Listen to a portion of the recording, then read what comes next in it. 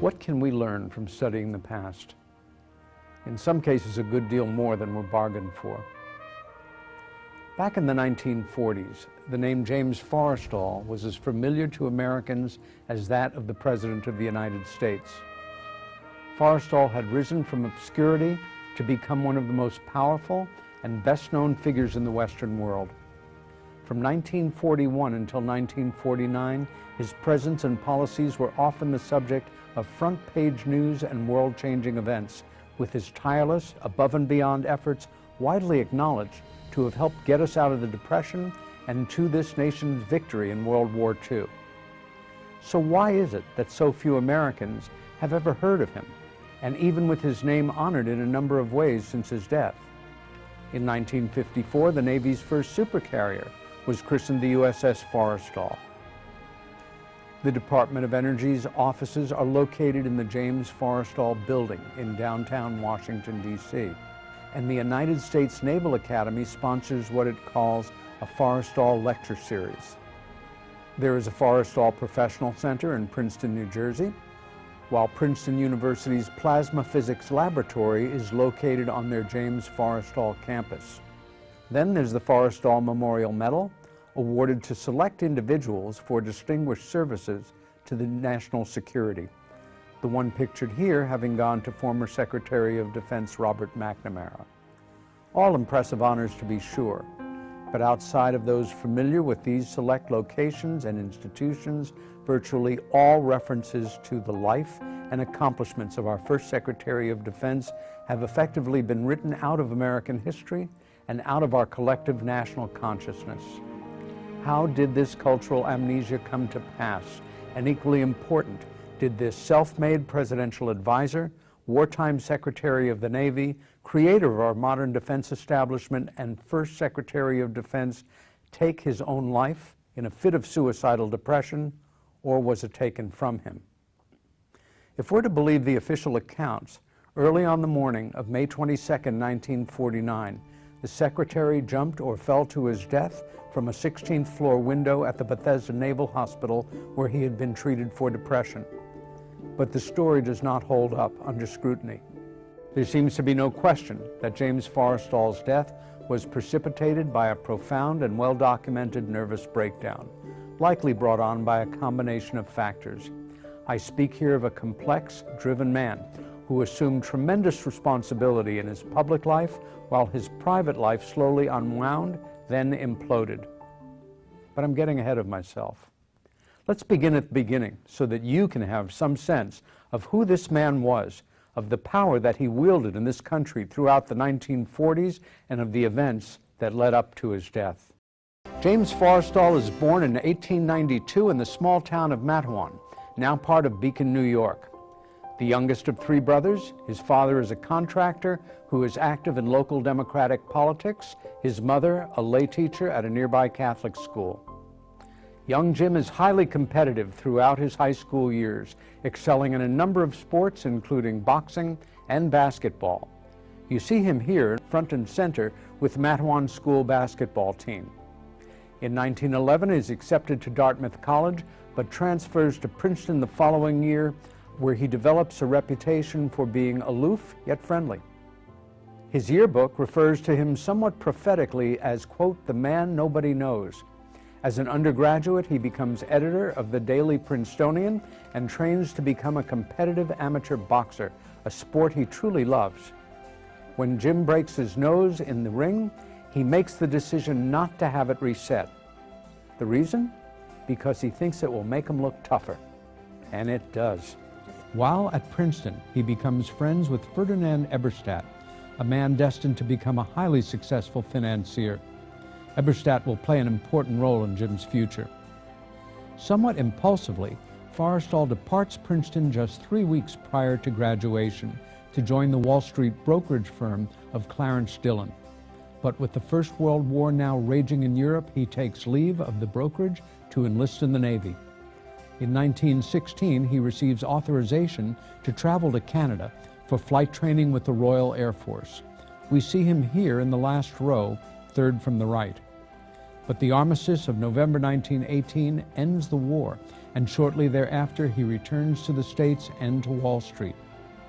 In 1923, he becomes a partner at Clarence Dillon, and with Dillon's passing in 1926, he is named president of the firm. That same year, he marries the beautiful, free-spirited Josephine Ogden, a writer at Vogue magazine and a former Ziegfeld Follies showgirl. What appears to be a storybook union to the public proves to be anything but. The groom regrets his decision to marry from the start and justifies his ongoing affairs to friends as an aspect of his open marriage. Mrs. Forrestal soon resigns herself to this fact and commences on a series of affairs of her own, a pattern that will define their life together. But with money no object and an otherwise privileged future ahead of them, the charismatic couple decide to build a home, and do so on Manhattan's exclusive Beekman Place. In 1946, it will be sold to songwriter Irving Berlin. As the 1920s roar on, James Forrestal's life comes to resemble that of F. Scott Fitzgerald's best-known character, Jay Gadsby. The Irish kid from the small town in upstate New York is now a full-fledged member of New York society and one of Wall Street's true elite. His social circle includes the novelist John O'Hara, writer Dorothy Parker, humorist Robert Benchley, and actors Gary Cooper and Greta Garbo, among others. Over the next dozen years, while most Americans struggle through the Depression, James Forrestal prospers on Wall Street. Fellow Princetonian Ferdinand Eberstadt has also prospered since their student days together and is now a financial advisor to President Roosevelt. Eberstadt becomes a mentor to Forrestal and brings his protege's considerable skills to the attention of the president. Soon thereafter, Roosevelt invites the young broker to join the administration's so-called brain trust, or dollar-a-year men, a select group of business leaders who advise the president on economic matters. Forrestal takes this call to public service extremely seriously enough to put his business life on hold, and moves to Washington, where he accepts the token salary of $1 a year to be at the call of President Roosevelt. What for most of this inner circle will be a temporary calling becomes a permanent one for Mr. Forrestal. In May 1940, Roosevelt appoints him Undersecretary of the Navy, a job which includes overseeing the manufacture and distribution of all supplies for America's pre-war Navy. It is also in 1940 that he begins to keep a diary. Not wanting to trust anything to memory, it becomes his habit to dictate entries to one of his naval secretaries at the end of each workday. Given the reality that he has little of substance to return to at home, he often remains at his office in the Pentagon until midnight. Entries include all particulars of those he meets with during the day, the subjects of their conversations, and the content of the meetings he attends. He will continue to keep this diary until 1949. Jim is soon directing and overseeing the manufacture and flow of all the Navy's wartime needs, a staggering assignment by any measure. By all accounts, though, the Undersecretary does a superb job and seems to thrive in the ultra-high-stress atmosphere. When Navy Secretary Frank Knox dies of a heart attack in April 1944, President Roosevelt has Forrestal sworn in as the new Secretary of Navy. No desk jockey or poseur, the new Navy Secretary repeatedly puts himself in harm's way and is present at or immediately following the battles of Leyte Gulf, Iwo Jima, the Solomon Islands, and the Normandy invasion. He appears here with Admiral Chester Nimitz, commander in charge of the Pacific Fleet, and here with Allied Forces Commanding General Eisenhower in Normandy in the summer of 1944. On the eve of the Battle of Iwo Jima, he is just offshore with Admiral Nimitz and Rear Admiral Sherman, and onshore shortly after the conclusion of the horrific high-casualty battle that takes that desolate island from the Japanese. But other less dramatic duties press on the Navy Secretary as well. President Roosevelt appoints him the administrator's point man in securing and finalizing so-called Lend-Lease Agreement, by which the British are advanced millions of tons of badly needed war material. He also negotiates the leasing of land for several American air bases in England. In this photo, we see him with Vice President Truman and an unnamed individual. Again, by all accounts, the Navy Secretary serves with distinction throughout the remainder of the war, no matter how challenging or stressful the situation he is confronted with. The Navy Secretary visits Germany twice following its surrender. First, traveling to Berlin in July of 1945, then to Frankfurt later that year. Both times he includes in his entourage a recently discharged PT boat commander who is now working as a journalist. You can see him here, third from left, though his face is partially obscured. This photo, taken in Berlin in July 1945, gives us a clearer view of the journalist. Was it just a lucky break that Jack Kennedy, the Harvard-educated war hero son of the former American ambassador to England, caught this plum assignment? Or was it a cover for his true identity as a naval intelligence officer? This remains an open question. The war now ended. Forrestal returns to the States and to an increasingly empty marriage. This while President Truman asks the Army and the Navy to submit plans for a unification of the armed forces. The President favors the Navy's plan and appoints Forrestal to head up the dismantling of the old War Department and the creation of its replacement, to be known from that time forward as the Department of Defense. The new Secretary sees this gargantuan job through to completion, despite constant, ongoing inter-service rivalries, again proving himself to be someone who could be counted on, even under great pressure and stress. 9 weeks prior to his being named Secretary of Defense, a news report comes in from Washington State that a private pilot named Kenneth Arnold has sighted a formation of unidentified flying craft with incredible speed over the Cascade Mountain Range. The story is picked up by the wire services and quickly becomes a national, then international news. The numerous sightings which follow, first here, then abroad, are met with official indifference and media ridicule. Then, in late June or early July, something or things crash in the New Mexico desert. The town nearest to the crash site is named Roswell, and it is the home of the Roswell Army Airfield, home to the world's only nuclear strike force, the 8th Army's 509th Bomb Wing. 48 hours later, the flying saucer story is international news. While newspapers around the nation rush to cover the provocative story, the New York Times publishes its first article on the Roswell crash on July 8th, dismissing the alleged machine from parts unknown as the remains of a crashed weather balloon. On July 26th, Congress passes the National Security Act, and the President immediately names James Forrestal to the post of Secretary of Defense. The Act's passage also brings into existence the National Security Council, the Joint Chiefs of Staff, the Central Intelligence Agency, and Dr. Vannevar Bush's Research and Development Board. The New York Times praises the nomination, saying his appointment, quote, is the best guarantee that could be given that unification of the services will be carried out intelligently and efficiently, end quote.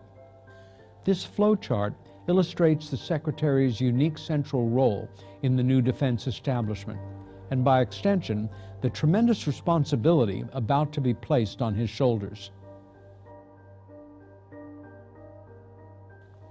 On September 17th, Chief Justice Fred Vinson administers the oath of office to the nation's first Secretary of Defense. But the ceremony is very much a last-minute affair. That afternoon, en route by battleship from a state visit to Brazil, President Truman sends a message to Washington instructing that James Forrestal be sworn in immediately. No explanation is given. Shocked by the President's seemingly impulsive decision, former Vice President and now presidential candidate Henry Wallace insists, if there is a genuine emergency, the people have a right to an explanation. And if there is no emergency, this action rates as the very lowest method of breeding fear, end quote. So, is there an emergency? And if so, what was it? The title of this formally secret document may hold the answer. Its subject, quote, examination of unidentified disc-like aircraft near military installations in the state of New Mexico, a preliminary report, end quote. It is also dated September 19th. This quote-unquote Majestic 12 or MJ-12 memorandum is said to be generated by a new and highly secret working group established by President Truman to look into the so-called flying disc controversy generated by the Arnold sighting and the Roswell crash, and the steady stream of sighting reports that have followed in their wake. But even if this document never existed, the Army Air Corps' secret memorandum titled, quote, Air Material Command's Opinion Concerning Flying Discs, end quote, does, and its provenance is gilt-edged, and it is dated only 4 days after Wallace's publicly posed question.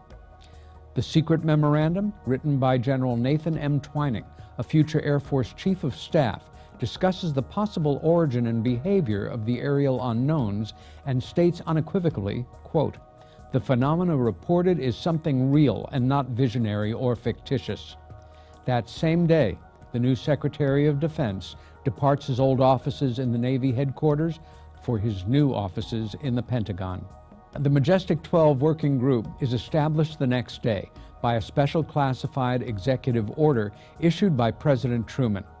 James Forrestal is listed as third of the 12 men named in this group. 2 days later, Forrestal issues his first official directive, and the newest service branch, the United States Air Force, is activated. Less than 4 months later, on January 7, 1948, Kentucky Air National Guard pilot Captain Thomas Mantell is killed when his plane explodes in an uncontrolled descent as he is closing in on an unidentified flying object, quote, of tremendous size in the skies above Fort Knox, Kentucky. There can be no question that the Secretary of Defense is kept carefully appraised of the particulars of this and other significant UFO sightings and the events occurring during his time at the Pentagon.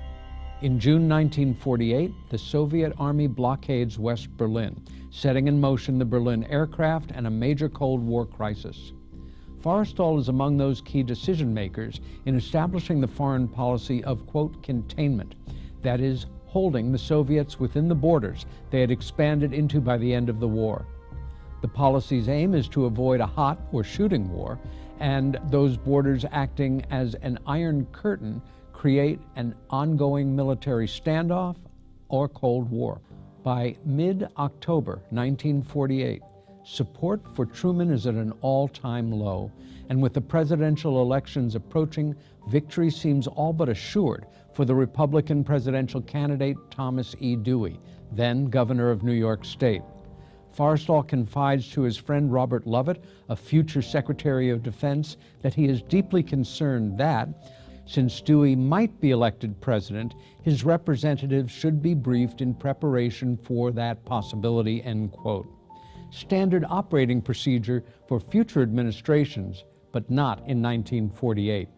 In making the suggestion, the Secretary has made a serious miscalculation. His common-sense proposal draws the resentment of some administration officials who equate it with disloyalty to the president.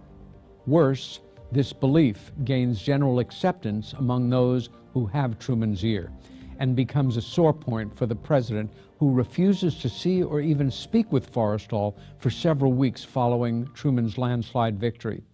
The impact of having lost the president's trust is quietly devastating to this man whose loyalty to the nation and to the two presidents he has served has never been questioned. When the Secretary and the President finally meet in late November, it is for little more than a photo op in front of the lawn of Truman's retreat in Key West, Florida. James Forrestal's star has gone into decline at the Truman White House. 2 weeks later, the top-secret, quote, analysis of flying object incidents in the United States, end quote, is completed by Air Material Command.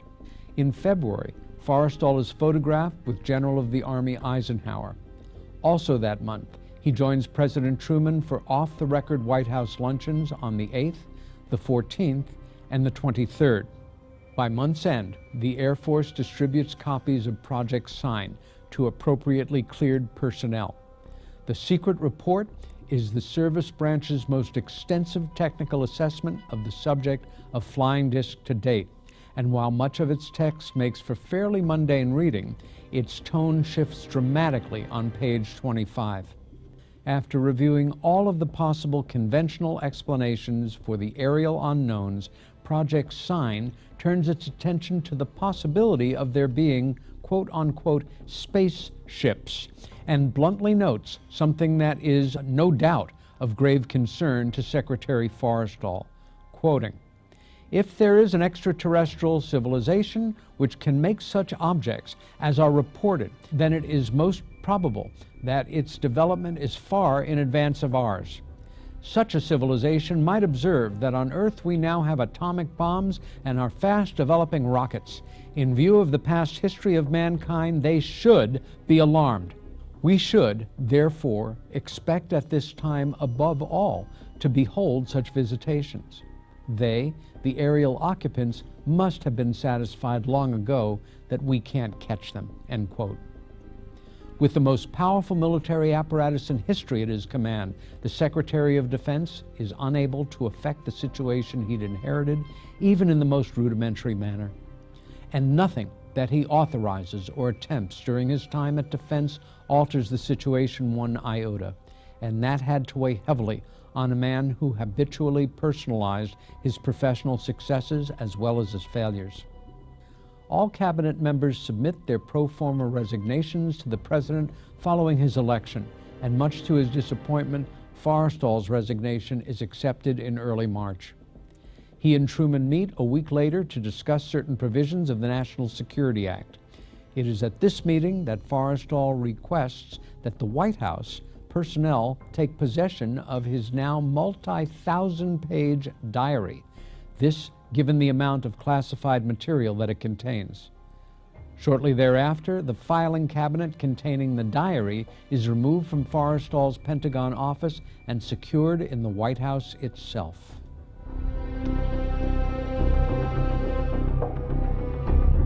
On March 28th, the day of his retirement, James Forrestal joins Defense Department employees assembled to see Lewis Johnson sworn in as the new secretary.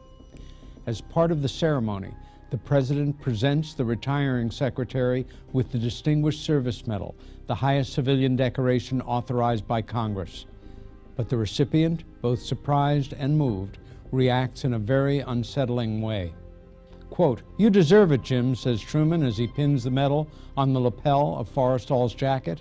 The recipient tries to express his gratitude, but all he can say is, quote, "It's beyond my..." Clark Clifford, a young advisor of Forrestal's and a future Attorney General, is in the audience and remembers, quote, "Unable to respond to the President's genuine words of praise, Forrestal is led speechless from the room. It was suddenly apparent to everyone that something was terribly wrong," end quote. Following the change of command ceremonies, Air Force Secretary Stuart Symington, who has regularly challenged Forrestal's authority, is overheard telling the now former Defense Secretary, quote, "There is something I would like to talk about," end quote. While there is no record of what Symington says, the effect on Forrestal is deeply upsetting, if not traumatic. He is found sometime later sitting in his now former office, staring at the wall and repeating the phrase, "You are a loyal fellow.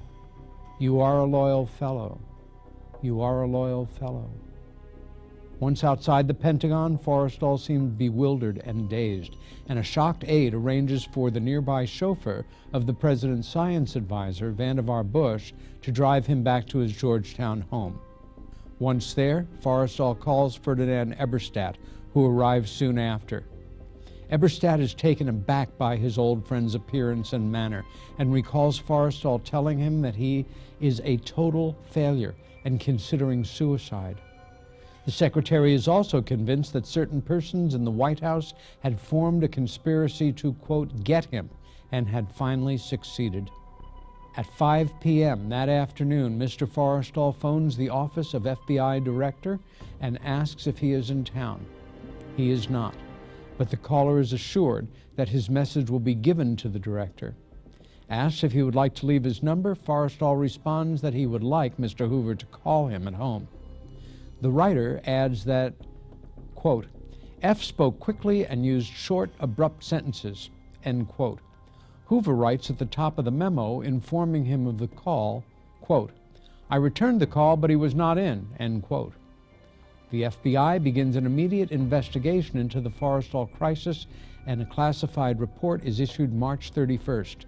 It centers around an interview the Bureau conducts with the Secretary's butler, who tells investigators that the morning Mr. F is to step down as Secretary of Defense, he asks if the butler has seen 4 men enter the property through the driveway.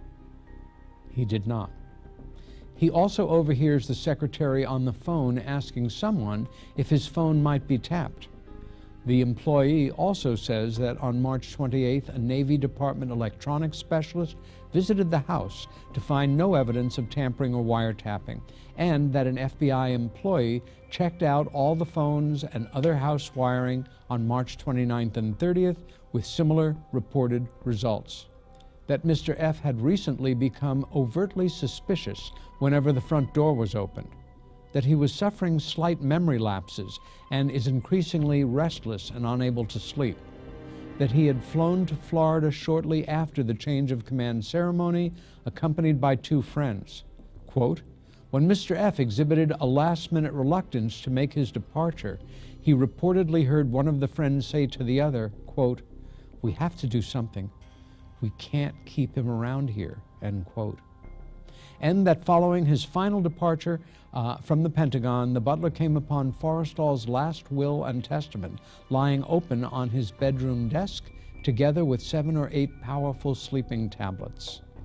The brief report concludes, quote, that Mr. F has, during the past several days, had been suffering from a slight nervous breakdown, and that his suspicions are the result of this condition. The columnist Drew Pearson, who has had a long-standing vendetta against the former secretary, makes the following entry in his diary on April 1st, 1949, quote, Forrestal seems to be off his beam.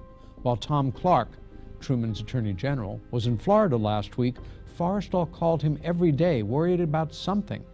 Wouldn't say what, end quote. On April 2nd, Forrestal and Eberstadt fly to Hobe Sound, Florida, where their friend Robert Lovett has a home. Lovett, Undersecretary of State at the time and a future Secretary of Defense, meets Eberstadt and Forrestal at the airfield. When Forrestal steps from the plane, Lovett is shocked by his appearance, but nonetheless tries to joke with him. Quote, Jim, I hope you brought your golf clubs because the weather here has been just perfect for golf, end quote. To which Forrestal replies, Bob, they're after me. Over the next 3 days, James Forrestal attempts to take his life at least twice. Lovett calls it the worst 3 days of his life. At the request of the Navy, Captain George M. Raines flies to Hobe Sound. Raines is the chief of neuropsychiatry at the Bethesda Naval Hospital in Maryland. Dr. Raines learns of the Secretary's suicide attempts from Lovett and Eberstadt, but refuses to see or examine their friend, insisting that he cannot until the family's psychiatrist of record arrives. Dr. Raines has already learned that Forrestal's wife and or his brother, Henry, has chosen the renowned Dr. William C. Menninger. Regrettably, the doctor will not be arriving until the next day, and Raines feels duty-bound to wait until the famous clinician is present. Lovett can only lock his guest in a bedroom for the night after cleaning out the medicine cabinet of the adjoining bathroom. The following afternoon, the 2 doctors conduct an examination of the patient, then consult. Together, they decide that the best course of action is confinement at the Bethesda Naval Hospital in Maryland. Dr. Menninger, now Forrestal's psychiatrist of record, then flies back to his clinic in the Midwest, and though he continues to be briefed on the Secretary's progress, never sees his patient again. Dr. Raines accompanies Forrestal on the flight from Florida to Maryland.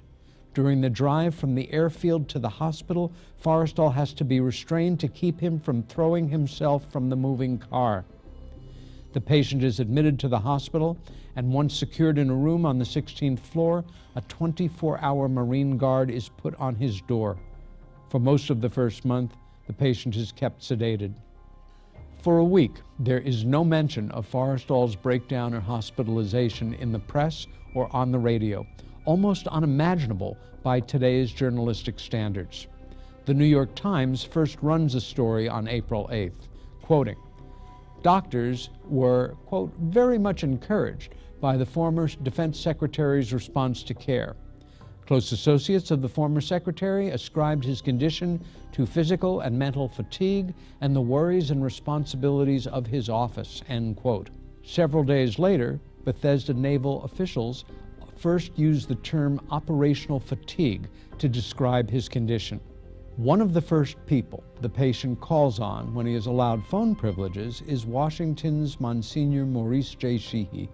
Monsignor Sheehy is a very highly regarded prelate who is friendly with many Capitol Hill insiders.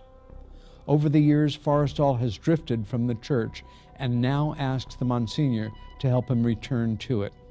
Sheehy, of course, responds in the affirmative and begins to plan for an initial visit to Bethesda.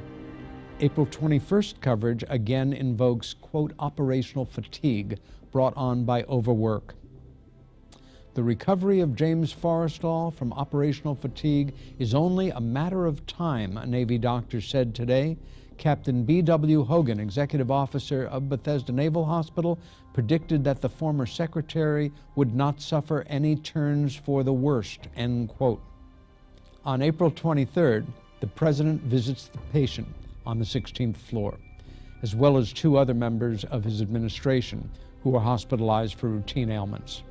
While at Bethesda, Forrestal telephones the White House and is insistent that someone be sent over to check for a listening device in the wall of his room.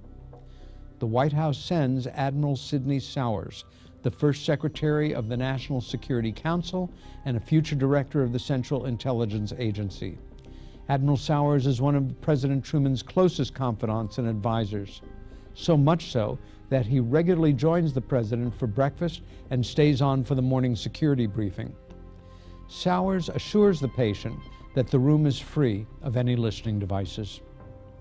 Secretary of Defense Johnson visits Forrestal on April 27th and reports that his predecessor looks fine and should be discharged in 2 or 3 weeks. The same day, members of the press receive copies of, quote, Project Saucer, the Air Force's sanitized version of Project Sign.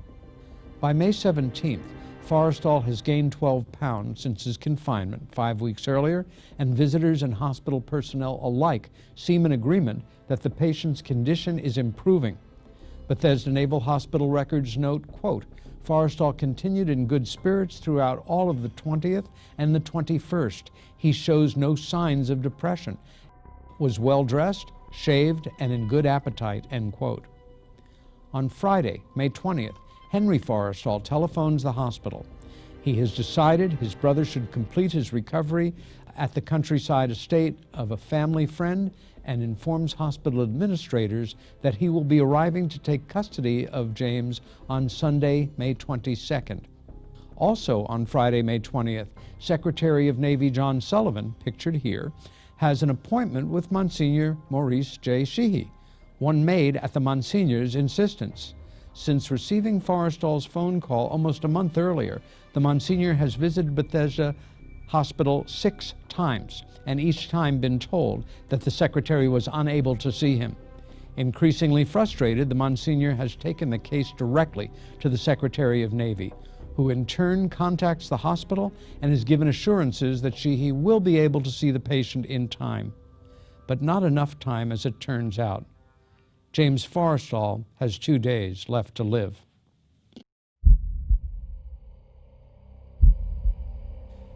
Early on the morning of Sunday, May 22nd, Staff Psychiatrist Commander R.R. Dean is asleep in the room next to Forrestal's.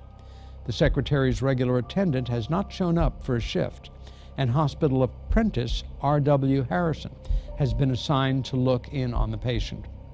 Forrestal appears to be sleeping at 1:30, but is awake at 1:45 when the apprentice attendant allegedly finds him copying a Sophocles poem out of a poetry anthology. I say allegedly as there is some disagreement regarding the handwriting. Harrison asks if the secretary would like a sleeping pill, but is declined. Allegedly, Harrison then forgets to lock the secretary's door behind him and reports to Commander Dean's room or, by another account, to the hospital security station on another floor, where he updates the officer. Dean checks the room 5 minutes later to find it empty. A search for the missing patient commences immediately. A few minutes later, the 7th floor duty nurse reports hearing a loud noise from her window. It is the sound of Forrestal's body hitting the overhang of the 3rd floor roof. Hospital authorities at first surmise that the patient, finding his door unlocked, experiences a sudden, unexpected bout of suicidal depression, stops writing, walks across the hall to the efficiency kitchen, pushes open the unsecured screen window, knots his bathrobe sash tightly around his own neck, ties the free end to the radiator below the window, then lowers himself out of the window to hang himself, and is killed when the knot at the radiator end of the sash slips its mooring. A first brief report on the tragedy appears on page 1 of a number of newspapers around the country, including the New York Times late edition. The Times here is a bit misleading. While Forrestal was on the 16th floor, his body landed on the 3rd floor roof. The Los Angeles Times headlined that day, in quote, "Forrestal's leap laid to depression," end quote. Captain Raines laments that, quote, "The former Secretary of Defense took his own life in a sudden fit of despondency, quote, extremely common to the severe type of mental depression he suffered," end quote. That day, a 5-man naval board is convened to investigate the death. It is led by Rear Admiral Morton D. Wilcox, head of the National Naval Medical Center at Bethesda. The canonization of Mr. Forrestal is already in full swing by Tuesday morning, as exemplified in the New York Times reporter Hanson Baldwin's impassioned tribute. It begins, quote, "The tragedy of Jim Forrestal had its origins in what Freud described as, quote, the great subterranean pool of the subconscious mind. An extremely sensitive, very shy, and thoroughly conscientious person who held emotion at arm's length, Mr. Forrestal had built around his inner soul a wall of toughness and reserve that seemed to some to amount to brusqueness. But behind that Irish jaw and broken nose lay a rare intellectual warmth and eagerness for new knowledge and a heart kindly and selfless," end quote. On May 25th, Josephine Forrestal, who has remained in Paris throughout her husband's confinement, returns to Washington, and without benefit of even a cursory investigation, absolves everyone of blame in her husband's death. This before she even departs the airport. That afternoon, with President Truman delivering the eulogy and 6,000 in attendance, James Vincent Forrestal is laid to rest at Arlington National Cemetery with full military honors, including a 19-howitzer salute. He was 57 years old. The Naval Medical Board finishes its hearing on May 30th, having seen fit to conclude its investigation after only 7 days. The report is then submitted to Admiral Wilcox, and for the next 2 weeks, Navy and National Military Establishment press sections promise to release the report, but do not. July 19th's Times reports that, quote, "considerable mystery surrounds a delay in releasing the report made by the Special Naval Investigating Board. Navy press officials gave the impression that at least a summary of their findings would be made public." On September 23rd, the public first learns of Forrestal's diary and that it is being held at the White House. It is described as filling an entire filing cabinet and includes numerous secret and top-secret classified documents. On October 11th, Navy Secretary Matthews makes public the investigating board's report, absolving all of any blame in Forrestal's death, and in no uncertain terms, quoting here, "that the death was not caused in any manner by the intent, fault, negligence, or inefficiency of any person or persons in the naval service or conducted therewith," end quote. Such language suggests the Navy is more concerned with protecting itself than in truly pursuing the matter under investigation. The report concludes that 1. The body found on the 3rd floor ledge was Forrestal's. 2. That he died of injuries sustained in the fall. and 3, that his behavior prior to death was indicative of mental depression, and 4, that the treatment and precautions in the conduct of the case were in agreement with accepted psychiatric practice and commensurate with the evident status of the patient at all times, end quote. Considering the investigation's ultra-bland findings, why the need to delay its release for 5 months? The Navy gives no explanation for the delay.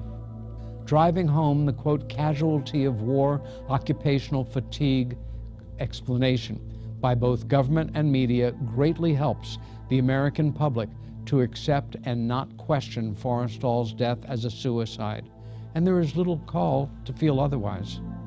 The Times editorializes, quote, his tragedy is directly traceable to his overwork on behalf of the country. When it was announced that he was in the hospital with a diagnosis of, quote, operational fatigue, it was immediately understood that there was every reason why he should be there, end quote. I've been able to establish that the so-called operational fatigue began at the time Forrestal was sworn in as Defense Secretary. His friend, the Pulitzer Prize-winning journalist Arthur Kroc, recalled, quote, from the time of his appointment as Secretary of Defense in 1947, my wife had begun to detect inner disturbances in Forrestal that I had not, end quote. And in late 1949, columnist Drew Pearson wrote, the Defense Secretary's nervous deterioration dated back over 2 years. Both observations, one from a good friend, the other from an outspoken enemy, agree that Forrestal's mental problems dated back to about the autumn of 1947, when he was sworn in as Secretary of Defense. In 1951, the Viking Press publishes the Forrestal Diaries. The book is 581 pages long and quickly becomes a national bestseller. The New York Times Book Review characterizes it as, quote, a wealth of observations made just prior to and after World War II by a man who, aside from standing at the center of great events, was acknowledged to be an accurate observer of the history of his time, end quote. Liner notes on the dust jacket tell us, quote, this book is drawn from the 15 loose-leaf diaries, over 2,800 pages, left in the White House by James Forrestal shortly before his suicide. But this presents a problem. On September 23, 1949, the newspaper reported that, quote, the journal fills a full filing cabinet, end quote. A cubic foot of documents is the equivalent of about 2,000 sheets of typing paper. A standard 5-drawer filing cabinet, the type in use by the Pentagon at the time, can accommodate about 20,000 pages. No one would have questioned the legitimate need to redact or withhold selected entries in this unique diary. In fact, it would have been expected. So why state that the complete diary was only 2,800 pages long instead of 20,000? My guess is that the publishers were never informed of the existence of the additional material.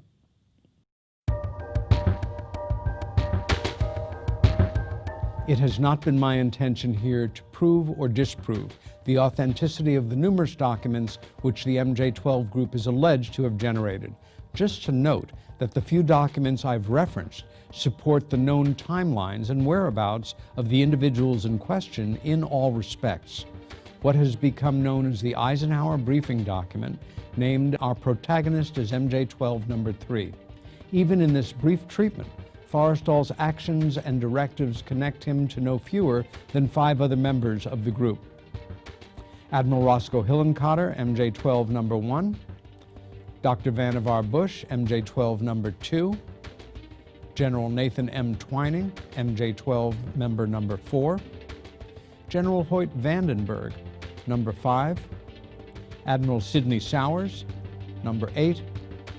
I am not saying we should consider this fact a smoking gun, but it is worth noting. This is the September 24, 1947 memorandum from Truman to Forrestal that came attached to the 8-page Eisenhower briefing document. It is written on a White House letterhead stamped top secret eyes only and reads as follows. Memorandum for the Secretary of Defense. Dear Secretary Forrestal, as per our recent conversation, on this matter, you are hereby authorized to proceed with all due speed and caution on your undertaking, hereafter to only be known as Operation Majestic 12. It continues to be my feeling that any future considerations relative to the ultimate disposition of this matter should rest solely with the Office of the President, following appropriate discussions with yourself, Dr. Bush, and the Director of Central Intelligence. Signed, Harry Truman.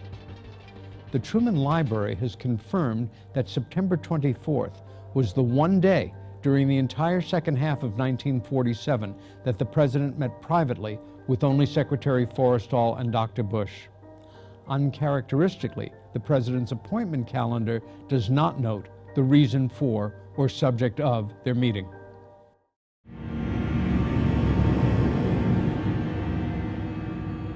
This is the 16th floor window that James Forrestal departed this life from. Immediately following the tragedy, the New York Times assigned its features reporter, Walter H. Wagoner, to be the paper's lead journalist on the story.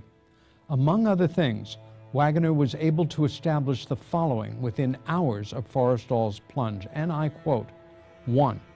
There were indications that Mr. Forrestal might have tried to hang himself.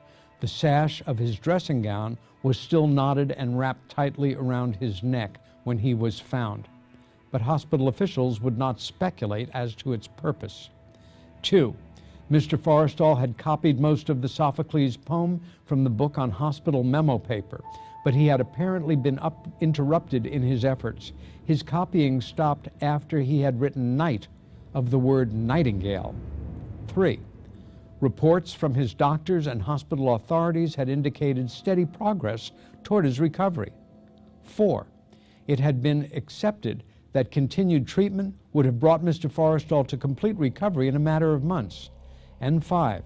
The final sentence of May 23rd's lead article reads, quote, on the windowsill from which Mr. Forrestal jumped were marks suggesting that he might have changed his mind and tried to climb back in the window, end quote.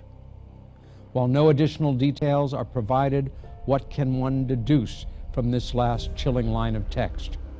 Only one thing as far as I'm concerned. The marks referred to were made by the fingernails of the patient on the 16th floor as he desperately tried to keep from falling to his death. We need to ask ourselves, why would James Forrestal have stopped copying the Sophocles poem mid-word, if indeed that was the activity he was involved in at the time? Did he have sudden need to use the bathroom? Possibly. But the most common sense explanation is that he was interrupted mid-word. As for the theory that he had tried to hang himself, but out of the 16th floor window, subsequent investigation by the Navy established that his bathrobe sash had in fact never been tied to the radiator or anything else for that matter.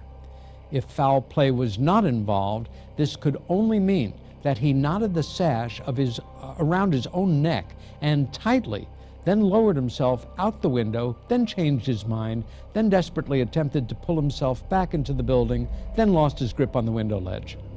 I don't see any alternative to this unlikely scenario.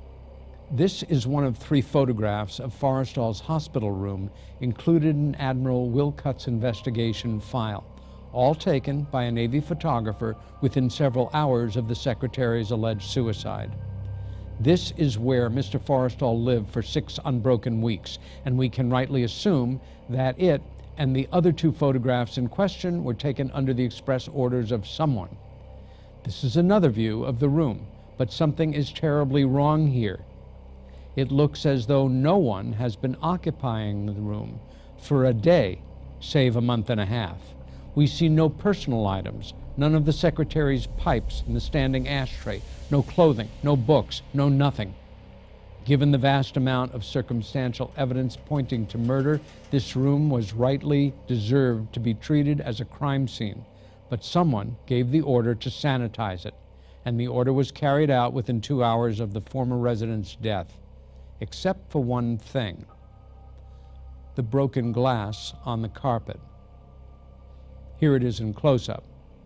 We can draw our own conclusions as to what this indicates, but again, who gave the order to clear away every trace of the life that had been lived in this room for 6 consecutive weeks? Was it Captain Rains, the Navy psychiatrist charged with overseeing the Secretary's treatment? No, he was not on duty that night. This leaves us with only one logical candidate, that being the hospital's chief administrator, Admiral Morton Wilcuts. As a respected career military man, he stood to lose a great deal if the true nature of what occurred in the early hours of Sunday, May 22nd ever became public knowledge. The post-mortem investigation he led bears his name and forever ties him to the tragedy, its cover-up, and the long, unexplained delay in its release. This despite its whitewashed, innocuous findings. All said and done, I don't believe that Admiral Wilcuts was involved in James Forrestal's murder, but I am certain he was involved in its cover-up. No one, not even the most experienced mental health professional, can say with certainty what a desperately depressed person is capable of during a moment of deep despair. Nonetheless, no mental health professional I've ever spoken with about the particulars of James Forrestal's death, and I've spoken with quite a few of them about this over the past 3 decades, had ever heard of anyone making a suicide attempt in the manner we're supposed to accept. Why was hospital apprentice W.R. Harrison, who had never had any previous contact with the VIP patient, assigned to monitor him on that particular night? One account has it that the regularly assigned Marine attendant did not appear for his shift due to drunkenness, something that had never occurred previously. And I'm not pointing a finger at Harrison here. He may well have been an innocent dupe, and it's pure speculation to assume otherwise. Then there's the matter of Monsignor Sheehy, the very first person the patient called once he had been granted phone privileges. Given that the former Navy Secretary had specifically told the prelate of his desire to return to the church, and by implication to the sanctity of the confessional, from the point of view of anyone who considered Forrestal a security risk, Father Sheehy would have been the last person the Secretary should have been allowed to speak with. And in 6 attempts to see the patient, the respected Monsignor never got beyond the hospital's reception area. More, after learning of Forrestal's death on Monday morning, May 23rd, the Monsignor returned to Bethesda for a 7th time. Shortly after arriving, a hospital corpsman, or somebody dressed like a hospital corpsman, approached him in the crowded lobby, then quickly said into his ear, "Father, you know Mr. Forrestal didn't kill himself, don't you?" End quote. The corpsman then disappeared into the crowd before the shocked Monsignor was able to react or respond. This by his own account. On Friday, May 20th, Henry Forrestal informed the Bethesda administrators he would be taking his brother out of the hospital 2 days hence to complete his recuperation on the estate of a family friend. Following his brother James' death that very morning, Henry became convinced that his brother had been murdered, a view he maintained for the rest of his life, and he was not alone in this belief. Professor Arnold Rogo's book, James Forrestal, A Study of Personality, Politics and Policy, is a scholarly and insightful work based in great part on the author's numerous interviews with many who were closest to its subject, including Dean Acheson, Clark Clifford, Lewis Johnson, Robert Lovett, Arthur Kroc, Henry Forrestal, Dr. William Menninger, Dr. George Rains, and Harry S. Truman. Rogo, a professor of history at the University of California, was anything but a conspiracist. However, early on in his book, he makes the following statement, quote, "Officially, of course, Forrestal committed suicide on May 22, 1949, but among those close to him, there are even a few that are certain he was murdered, or if not murdered, that his death was very much desired by individuals and groups who in 1949 held great power in the United States."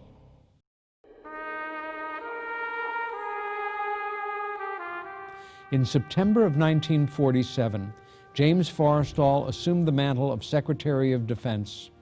In so doing, he was charged with being the, quote, "principal assistant to the President in all matters relating to national security," end quote. He had been given the authority to establish military policy and programs and held power over all the service branches, effectively making him the second most powerful man in the free world. Yet despite every imaginable effort, the military forces he commanded remained unable to either confront or gain significant knowledge of the truly anomalous invader that had come into our midst. The result, at least in part, was that the architect of our modern defense establishment cracked under the strain. As the man charged with the defense of the nation was also a man of principle, James Forrestal took full responsibility for this failure, and in the process of doing so came to see both his personal and professional lives as failures as well. But his downfall did not lie in delusion. I think James Forrestal understood all too clearly the circumstances of his undoing.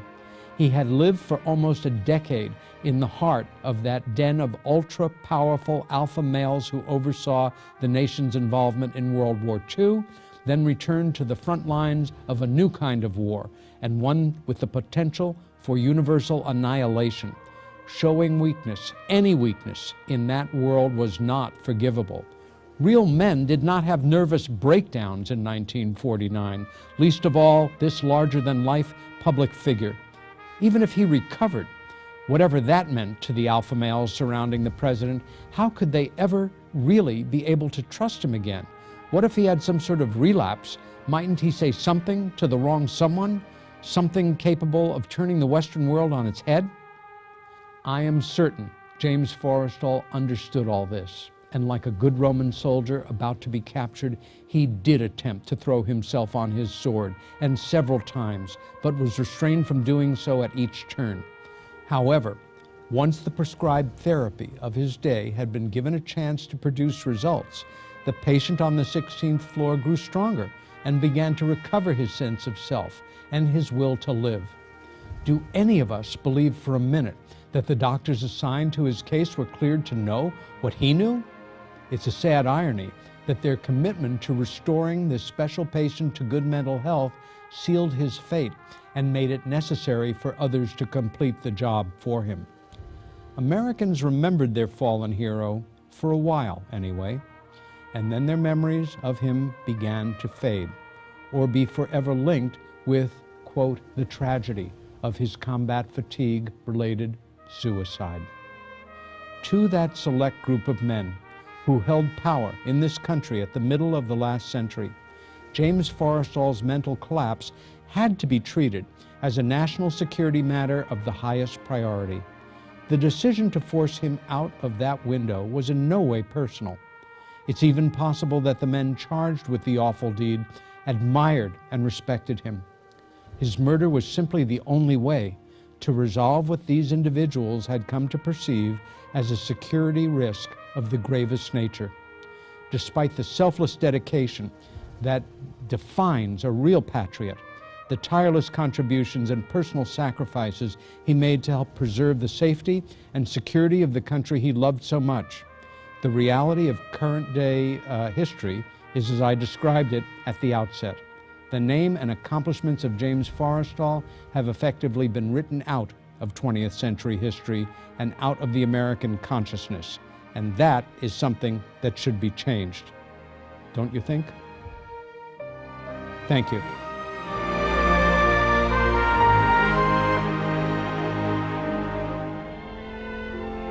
The Secretary of the Navy. I salute the men and the women of the Navy. You have completed your mission. You have taken part in the winning of the bitterest war in history. You have carried out this mission in a manner which has earned you the respect and the gratitude of the entire nation. Now your service in that Navy draws to a close. The readjustments as you return to civil life may be difficult for some of you. But as you adjusted yourselves to the ways of war with a speed and an efficiency that our enemies thought beyond our power, so too I am confident that you will adjust yourselves to the ways of peace. All hands stand ready to help you who have served this country so well. as the Secretary of your Navy, I bid you goodbye and say, well done. As your fellow citizen, I welcome you home to live in peace among your own people.